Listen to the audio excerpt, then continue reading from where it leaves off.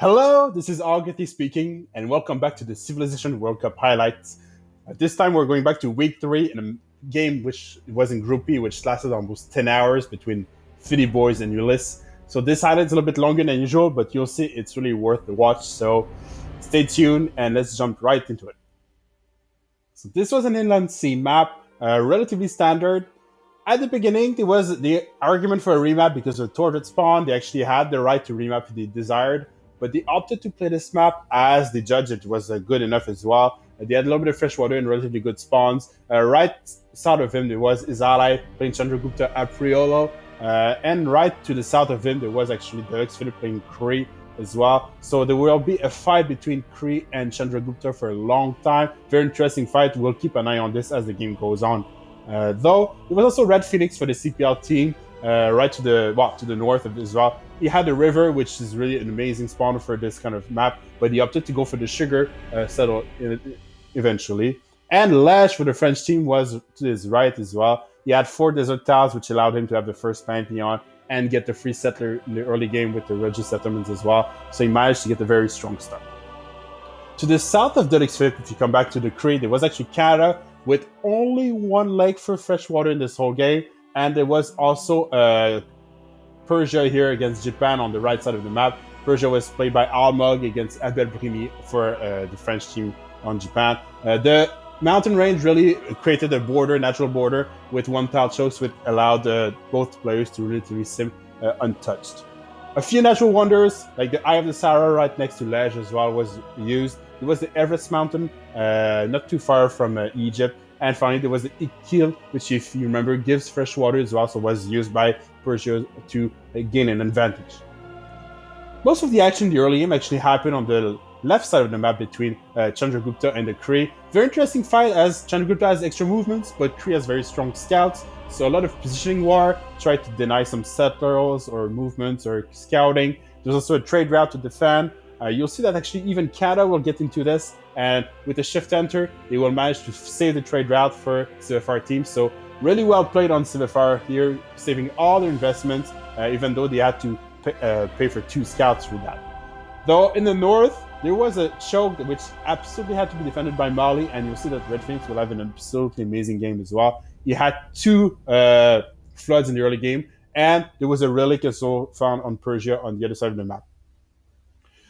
For the early game, really Phillyboys had the edge. They managed to get all 3 generals, so it means that the Xrip could not get his general, unfortunately. There was a general on Persia, India, and Egypt, so it was really difficult for the French team, a very first blow. But the Xrip actually managed to defend nonetheless, so you'll see a little bit in the future. You'll see the most critical spot was probably between Egypt and Mali, when Egypt tried to pass, and everybody thought he would pass without too much issues. But miraculously, Lej managed to get some units underway and actually defended 1 Shaikhtol as well. So it was an amazing play by Lej here, which allowed him to freeze him behind this afterwards, which was really hard to do. One of the highlights of this game. Let's come back a little bit on the left side where we see the action. Units were traded on both sides, really. A lot of investment from both teams. It was very costly on both sides, both in gold and resources. The Varrows were a little bit late, the Swordsmen a little bit too early, but it didn't matter too much as we were all expecting the Modern Riders to finish the job in the future from Tordred. So, and you'll see the Xrip will really have struggle against the Varrows, will lose a lot of units, but will eventually survive the Varrow push. We're going to take like a small look on the sim from Lej, which was absolutely amazing with triple Sugupa. He had an amazing desert spawn as well. Red Phoenix had a very strong sim as well, but not as lucky as Lej and the Mali right next to him. But Tordred probably had one of the best sim in the early game. He managed to have a lot of production, and you see here the Mountain Riders. And again, nobody expected it, but he decided to go for Kata instead of Kree and managed to completely go around the army and pillage the land. And eventually, we will actually get on the other side of the map as well and raise Geneva, which was the only blue city-state held by the French team. So the French was really on the defensive side this whole time, while the opportunity cost was mostly on Phillyboys' favor.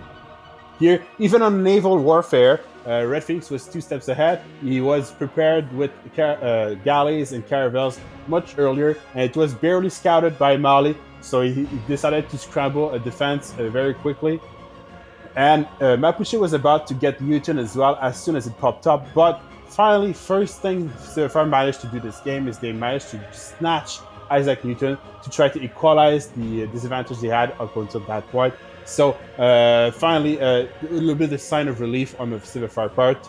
Another sign of relief, really well played by Deluxe Flip, who actually raised a city from Chandragupta, which was a little bit too greedy, maybe. But the cuirassiers from Mapuche were coming, so it didn't matter much. He lost the position right afterwards, even though he managed to actually survive the cuirassiers as well. So very well played by Deluxe Flip. The Canadian army arrived just in time to try to save him. Let's go see what was the reaction when they scouted the naval rush for the caravels. And Lash, again, incredibly enough, managed to push back the caravels, but it wasn't. The second wave was coming for Red Phoenix, so it really he wasn't out of the woods. There was still a naval warfare to be had. So we were really expecting what Lash to fall for the next wave. Very interesting. The Canadian Army not only managed to defend Crete, but also managed to push back on India's land. They won a congress which gave a +5 combat strength on melee units. So those musketmen actually were much stronger than they looked. And combined with a good catapult movement from the Philip and good positioning on the units, they managed to actually not only push back, but take out one other cities from India, Mysore, which will eventually fall in this fight. So suddenly, the French team, which was behind for most of the game, actually stabilized the front and had minor victories there and there, which eventually gave them the edge. This small tornado made them give a little bit of time, just enough to be able to stabilize the front of the left side as well. And Japan, out of the blue, arrived with Lash, so a 2 versus 1 on naval here to completely crush the Egyptian Navy. So finally, Civfr not only had won the battle on land, but was now winning on sea, and they managed to blockade entirely Egypt where it was, and managed to blockade as well Persia, ensuring the control of the whole sea if they wanted it for the mid to late game. It wasn't enough to really crush those players, but it was enough to control the sea. We can see here Canada trying to put in place some cities for national parks, but it was really the sim from Legends was amazing with Diabo Barco, Pyramids, Petra, and so on. Very amazing game from Legends overall. Although, where we saw a little bit of the disadvantage with Civfr going into play is when Japan started to fall against Persia, which had been a very immobile front up to that point. But unfortunately, the naval switch really made him lack some technologies to try to defend this. He managed to keep the naval front online, but he lost up to 2 cities. Osaka will fall also to loyalty and eventually will get to into Persia's hands. He lost a lot of units, lost a lot of gold. The whole team momentum was broken by this Persian attack. It was suddenly as if Civfr had lost one of their only victory conditions, because technically they were trying to do the cultural victory with Canada, but it was completely stopped by Mapuche on the opposite side of the map. Phillyboys was trying to do the cultural victory on Mapuche, but stopped by Canada. But Phillyboys were also having a game to be set for the science victory and military victory. Really, they had the edge, both military and science and production. So Civfr team was right behind up to that point. As you can see, the planes started popping up on the Ulysse, which amazingly was still alive up to that point. Civfr decided to put all their eggs in the same basket, actually, and completely liberate Rapa Nui. At the same time, they got Albert Einstein recruited, another relief for the Civfr team. But as they liberated Rapa Nui, they gained some diplomatic favors for the next Congress. Their plan was really to gain the diplomatic victory, as they already had 16 points accumulated up to that. They lost positions. They lost an airport on the Persian side. They lost many units in the position on the left side for the Philip as well. The French managed to get some anti-air guns because of Mali's gold, and those who managed to get to steel as well. But it really wasn't enough to break up the siege or break up the advance from the opposing team, because Mapuche was just too far ahead. So as you can see here, we saw the culture and we saw the diplomatic points, The only game plan from Civfr from this one was to win diplomatically because any other victory was pretty much in the hands for Phillyboys here. You see that slowly but surely Persia was getting ground, slowly but surely Mapuche was getting ground, and it was really a game of let's kill the Ulysse Philippe on the Cree before the next Congress to completely cut out their votes and make sure they lose the Congress as well. It was a race against time, really, a little bit for both teams, really. We saw Red Phoenix actually came up with tanks to try to do a 3 versus 1 effectively against the Ulysse Philippe, and was quite effective, but it was maybe too little too late as they managed to hold on until the next Congress.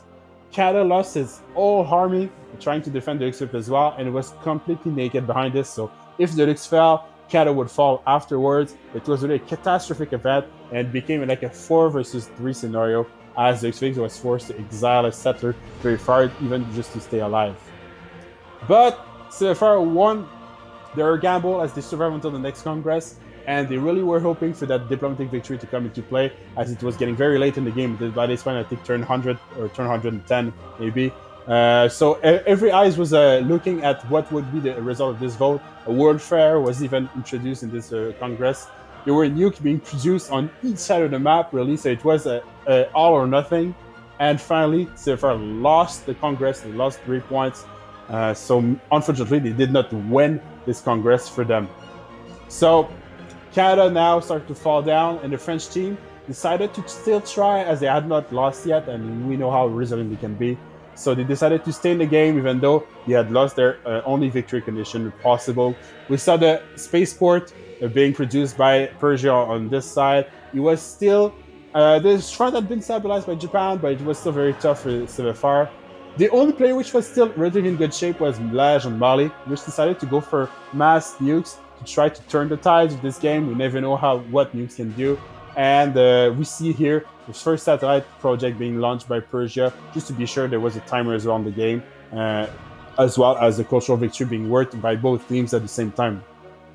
Though with Canada falling, it was really hard to keep the cultural victory in play for Civfr. And as you can see at the World's Fair, technically Phillyboys was ahead as well, so they would win the diplomatic point. But Lesh still tried to nuke as well to block the advance from the Mapuche on Canada. And it did help a little bit, but overall Montreal was recuperated only for a few seconds as it was taken back just straight after by a modern tank from Mapuche. On the other side, Japan still decided to try the diplomatic victory by trying to liberating Rapa Nui once again, and it worked out eventually. We see here a second nuke launched by Lej again, which I remind you went mass nukes to destroy some planes and bombards. It was really a race against time. Again, the game plan from Civfr was to try again the diplomatic victory, which he had felt earlier.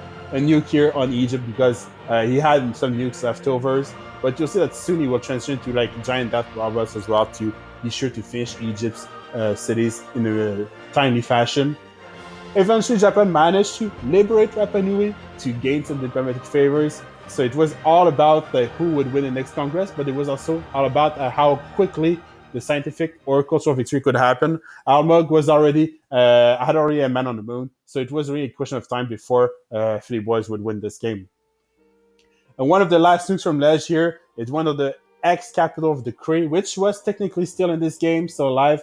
Eventually, this capital will be liberated as well by the French team, but it will completely stabilize the front on the west side, saving entire Canada, making sure he stays in this game. He took back Montreal, and eventually will take back the city as well.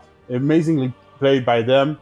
We saw as well carbon emission projects being done by Tordred here to try to gain votes for the next Congress. And we see as well the ongoing competition was won by Tordred as well. So the diplomatic point was given to the Phillyboys for this game as well.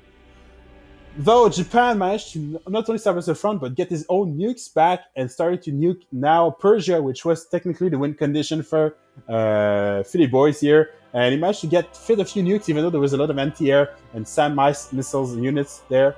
On the Egyptian front, we had the giant death robot there, but Redface wouldn't fall without a fight, so he had his own nukes and tried to really slow down the approach from those giant death robots. It was really a game of with nukes from right to left everywhere. It was really hard to follow But eventually, Red Phoenix did die to the Mali's units within a few turns. So it became more of a 3v3 scenario as it approached turn 130.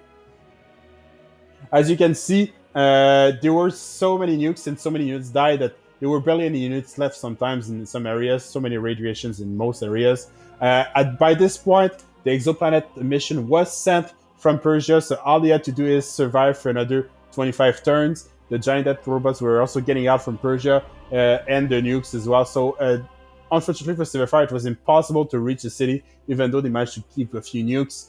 The World's Fair was won by Phillyboys, ensuring that the diplomatic point would not go to Civfr here to keep them in play. But against all odds, they managed to survive until the next Congress. So Civfr got to the next Congress and actually won a diplomatic victory as they won the good resolutions on this. So, amazing game that finished by around turn 140. If you like the game, if you like the replay, don't forget to put a thumbs up, subscribe, and so on. Otherwise, we'll see you guys next time.